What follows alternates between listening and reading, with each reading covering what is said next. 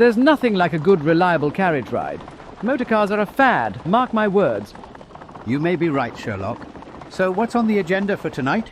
We've been invited to dinner by a client named Pogsworth. I did some security work for him, and he invited me to dinner as a token of gratitude. Pogsworth, eh? Do I know him? I don't think so. He's a rich and eccentric fellow and somewhat of a loner, but he's a good egg. How did he make his fortune? Trading opium. I see.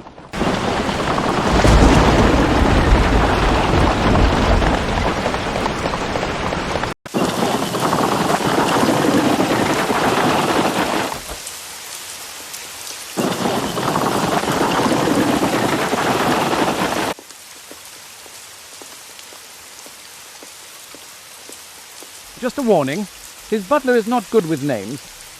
Exercise patience. Noted. Greetings, Thomas. Ah, Mr. Sherlock Holmes, it's a pleasure to see you again.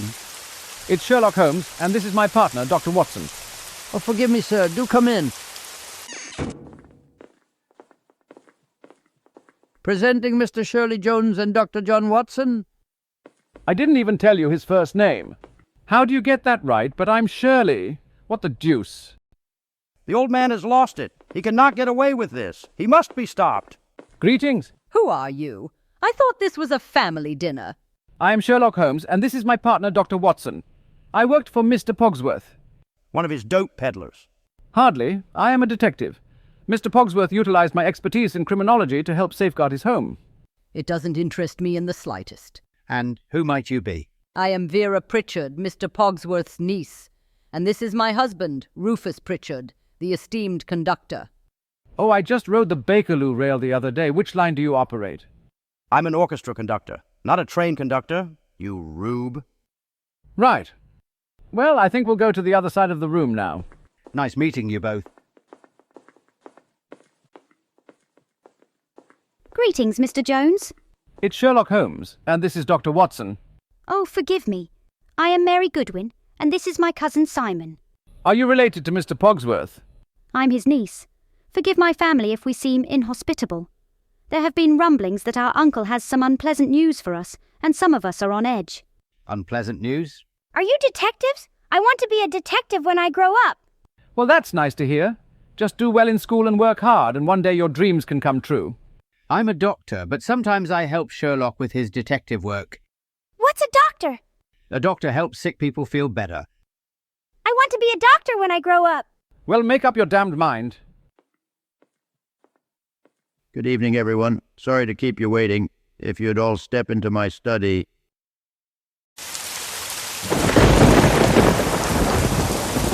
Tonight I've gathered together all my living relatives, as well as the renowned detective Sherlock Holmes and his companion, Dr. Watson. Is it true what we've heard, that you are changing your will? Indeed I am. I've decided my fortune should be put to a good use, and I'm writing all of you out of my will. But where will the money go? It will go to a worthy cause. I am donating it to the Flat Earth Society. Oh, come on. You can't possibly believe in that nonsense. I believe in one thing. Chaos! So instead of providing for your family, you're spending money to spread pseudoscience. That's cruel. Perhaps some would say providing for your family is cruel. Nobody would say that. Now, I've invited Mr. Holmes here not just as an esteemed guest, but to serve as a witness to my will. But why did you gather the rest of us here just to tell us you're cutting us out of your will? In case there were any objections. But we do object. Noted. Now, time to sign the will. This is unfair. All I need is Mr. Holmes's signature and the wheels will set in motion. Nothing can stop me from launching my cunning plan. Ha ha ha ha ha! Then we'll have meatloaf. Sure thing. Where do I sign? You'll regret this. The boy has been shot. That makes no sense. Why would someone shoot a child? Now Pogsworth is dead. Now that makes more sense. Does anyone have a pen? You're not going to sign the will, are you? It's ridiculous. Well, I don't want to have come out here for nothing. The shots are coming from outside. We have to get out of here. Now, don't worry. This residence is protected by a state-of-the-art self-defense system. Everyone will be safe as long as you stay inside. But those two are dead and they were inside. Well, stay inside anyway. We're getting out of here. Let's go into the library. Fine. Now everyone stay here. Watson and I will investigate the matter. Why are you giving orders? We don't even know you. I am a renowned detective. So you say. I've never heard of you.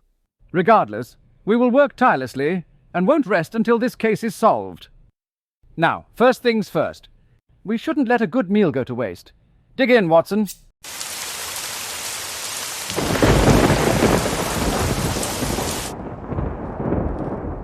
It's hard to work on an empty stomach, after all. So who do you think killed those people, Sherlock? Every person in that room has a motive and is therefore a suspect. I have my suspicions. We just need evidence. Why don't we inspect the fuse box? It seems someone shut off the power. Good idea, Watson. Let's go.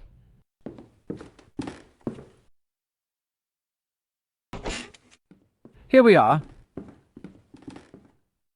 It appears to be in working order. Hey, what's that on the floor? A handkerchief. Do you think it's a clue? It may be. Listen. It's footsteps coming from upstairs. Let's investigate.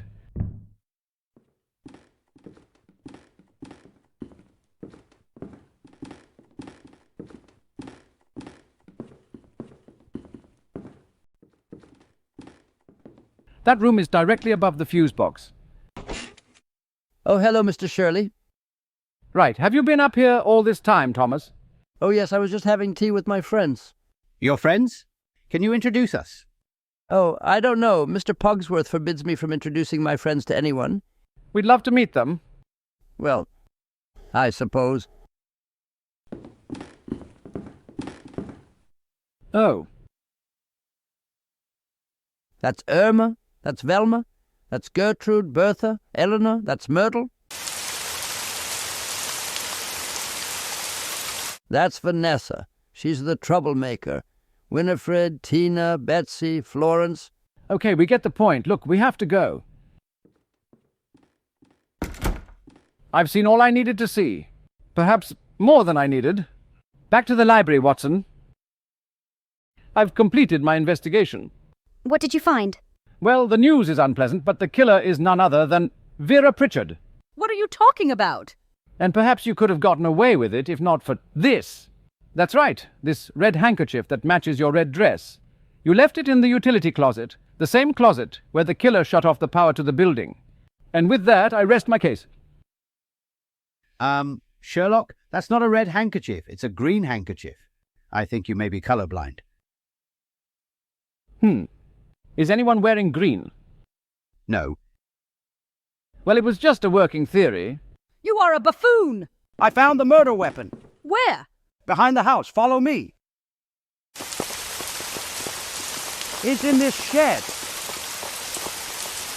Look, the killer must have devised this devious device to commit the murders. No, this is part of my state-of-the-art home security system. You see, whenever anyone breaks into the house, it fires a harmless warning shot into the air. There are bullet holes in the wall. Well, as you can see, the gun is pointed in the air, not towards the house. And as long as that electric circuit remains uninterrupted, the rifle will not fire. But the electricity went off. Wait a minute. The power wasn't shut off by a killer. It went off due to the storm. And it caused this deadly contraption to fire towards the house. Look, I am the detective. You should leave the deductive reasoning to me. Frankly, I find it impertinent. You killed 2 people. Let's not jump to conclusions. You're one to talk. You accused me of murder because you found a handkerchief. Look, you are all in an emotional state. You've recently lost 2 of your loved ones. Because of you. I built many safeguards into this device. I can assure you all, it is perfectly safe, and under no circumstance could it discharge towards the house. I stake my reputation on it.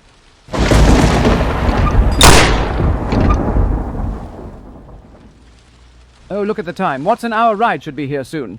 Let's head for the road. You are a madman.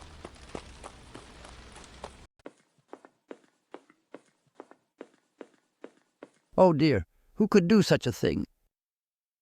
Oh, no. Vanessa!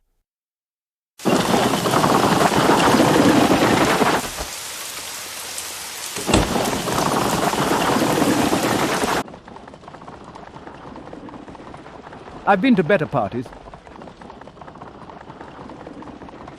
The meatloaf was good, though.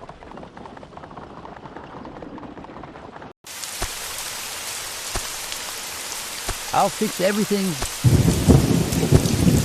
I won't let them take you away from me, Vanessa.